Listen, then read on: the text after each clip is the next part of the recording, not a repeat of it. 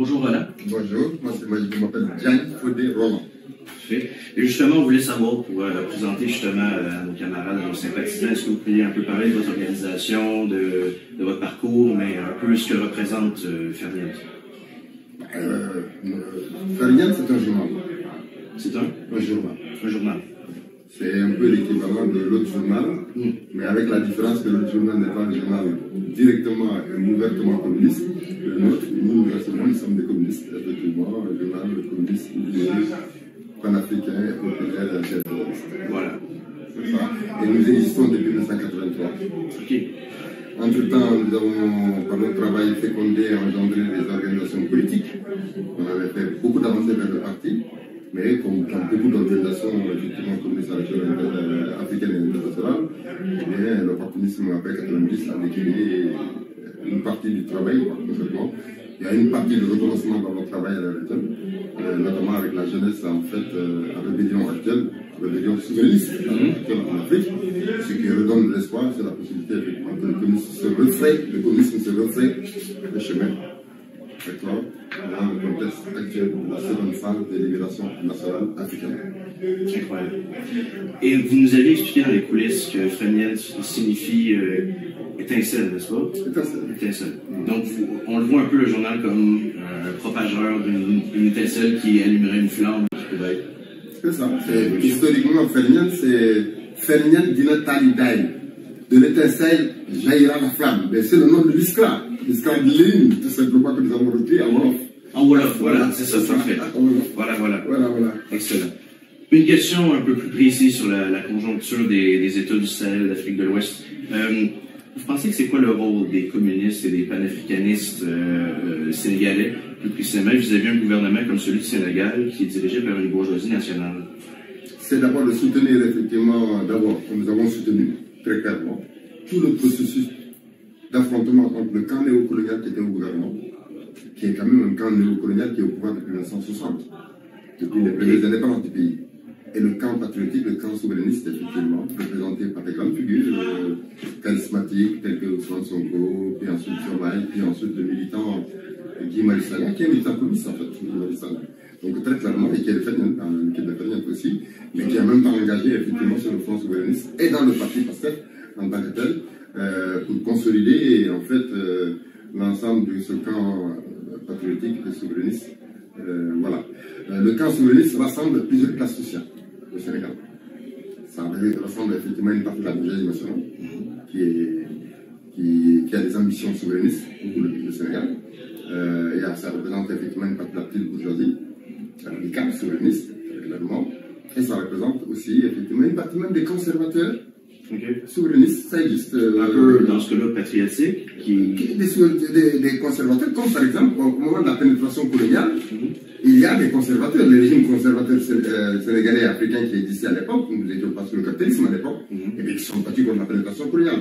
Ensuite, d'autres, après la défaite, ont collaboré, d'autres se rebellent à nouveau, effectivement, contre la domination néocoloniale. Et ce courant aussi existe. Et il y a enfin, effectivement, ce qui est le courant révolutionnaire, il faut le dire, qui a affaibli et émietté, notamment dans ce courant révolutionnaire anti-impérialiste, les communistes, en fait, qui sont très faibles, le reconnaître, c'est une réalité, mais qui tous constituent ce grand front, en fait, de la lutte pour la souveraineté nationale du pays, voilà, en tant que tel, et qui est actuellement au pouvoir. Voilà, arrivé au pouvoir. Donc nous avons contribué à ça. Nous allons contribuer effectivement à faire en sorte que la prise du pouvoir se transforme progressivement en souverainisation de l'appareil d'État. Parce que les souverainistes ont hérité d'un appareil d'État néocolonial. Et la transformation ne se fait pas du jour au lendemain, c'est pas un parcours de baguette magique que la transformation va se faire. Donc on va les accompagner très clairement. Tant que ça prend effectivement l'orientation souverainiste, nous défendons effectivement cette orientation en tant que telle, tout en accroissant progressivement effectivement les forces des communistes dans le fond en tant que tel. Voilà notre stratégie et notre tactique aujourd'hui. On pourrait quasiment considérer donc qu'il y a une contradiction primaire, qui est celle de la souveraineté, et que les contradictions suivantes, celles liées à la bourgeoisie, aux différentes lignes idéologiques, petites bourgeoises et conservatrices, c'en est secondaire à la lutte qui est primordiale. C'est ça. C'est la contradiction principale, c'est la contradiction, l'affrontement avec le système néocolonial.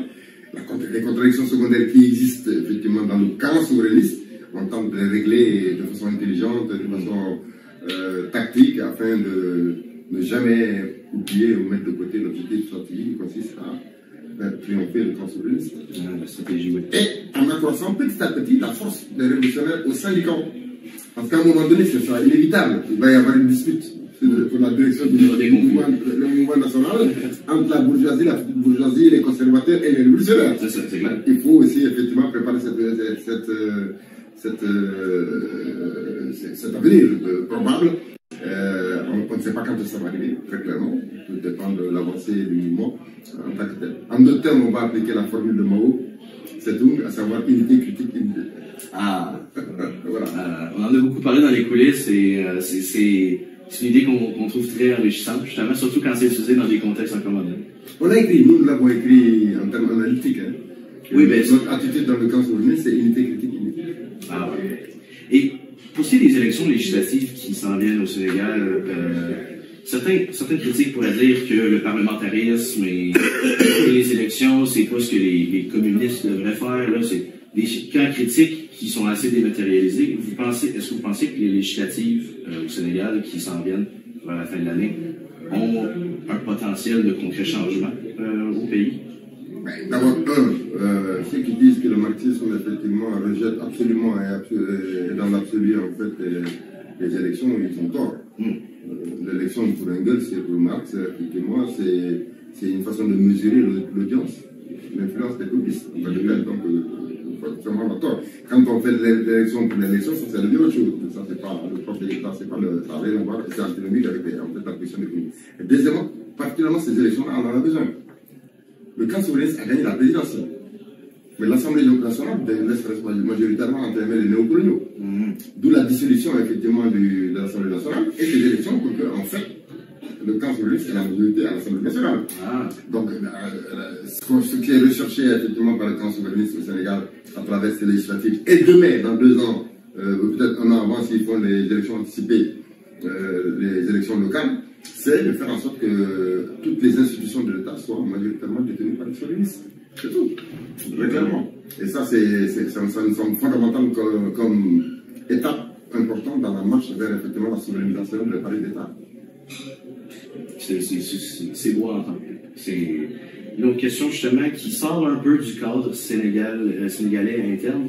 Est-ce que vous pensez qu'à court ou moyen terme, le Sénégal pourrait ou peut-être même devrait rejoindre l'AES ou une composition autre? Vous en pensez quoi justement de l'application du panafricanisme dans une fédération ou une confédération? Notre orientation fondamentale en tant que révolutionnaire, c'est de faire tout pour que l'expérience sénégalaise ne soit pas opposable à l'expérience de l'AES. Et que l'expérience de l'AES ne soit pas opposable à l'expérience sénégalaise. Et que les deux convergent pour se rejoindre à un moment donné.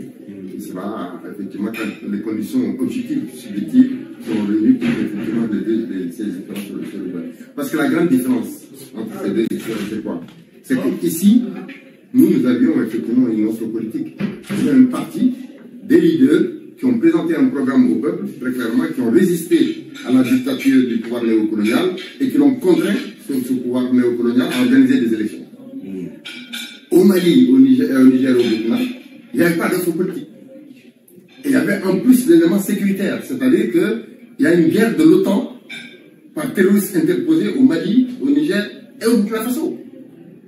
Donc il n'y avait pas d'offre politique de la part effectivement des partis politiques, mais il y a une guerre de l'OTAN par terroristes interposés contre en fait ces États-là.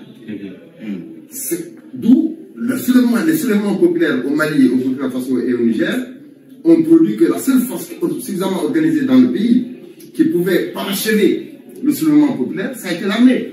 Disons la fraction militariste, mais souverainiste de l'armée. Voilà ce qu'on a expliqué la différence. Donc on a des éléments communs.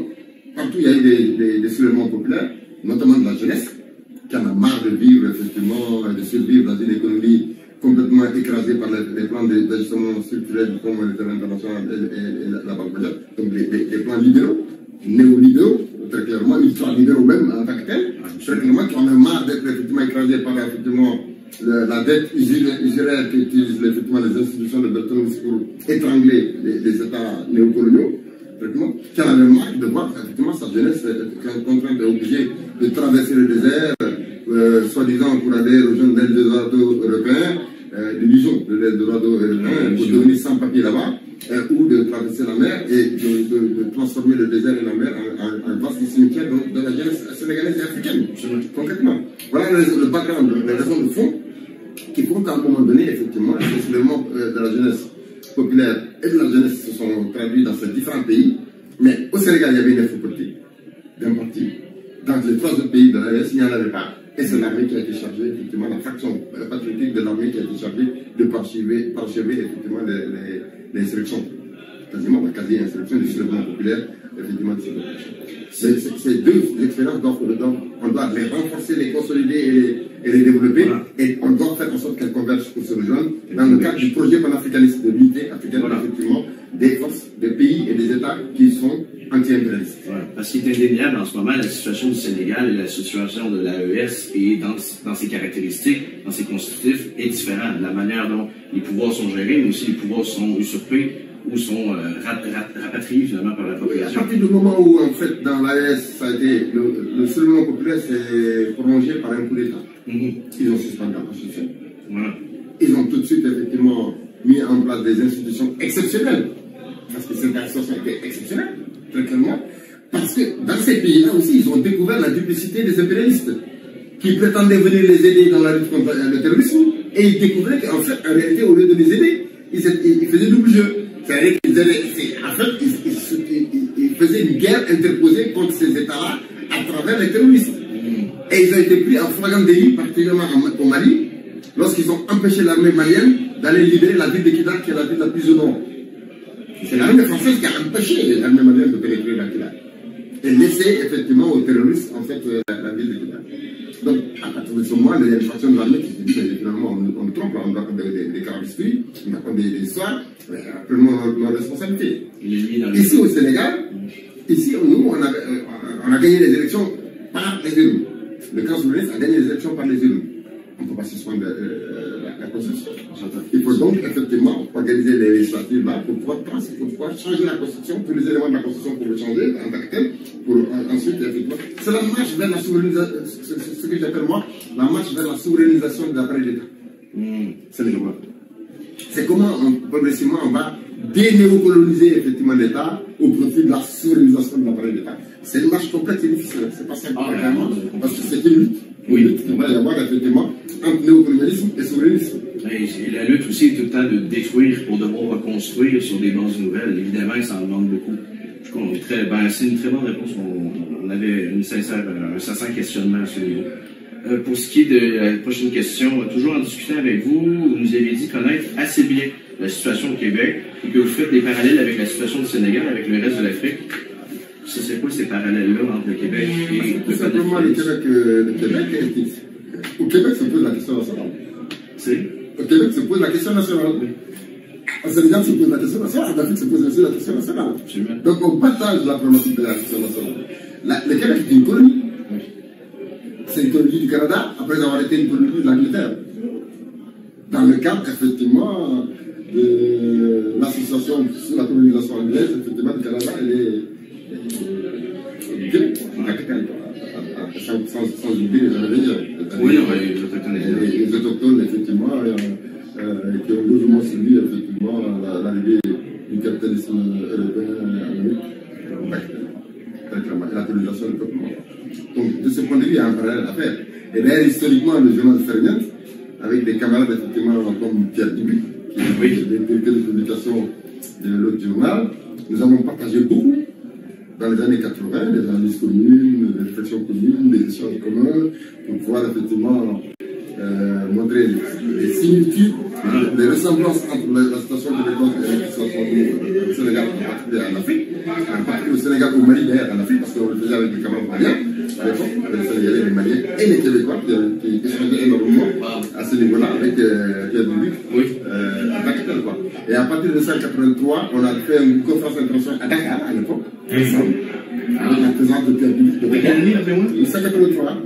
Et quand il verra la vidéo, il va s'en rappeler certaines fois.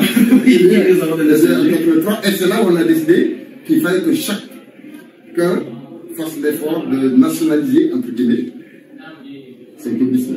C'est-à-dire, chacun fasse l'effort de s'implanter dans son propre pays. C'est comme ça que lui est allé créer l'autre journal. Nous, on a créé en 1983, effectivement, le fameux public. L'autre journal, c'est en 1984. Il a créé un an après. Il fallait qu'il prenne l'avion. Il y avait Sanfin du Mali, qui signifie effectivement la nuit noire. D'accord? C'est l'orage. C'est-à-dire que la nuit qui annonce l'orage, en tant que tel, en Bambara, et qui était le journal de nos camarades du Mali.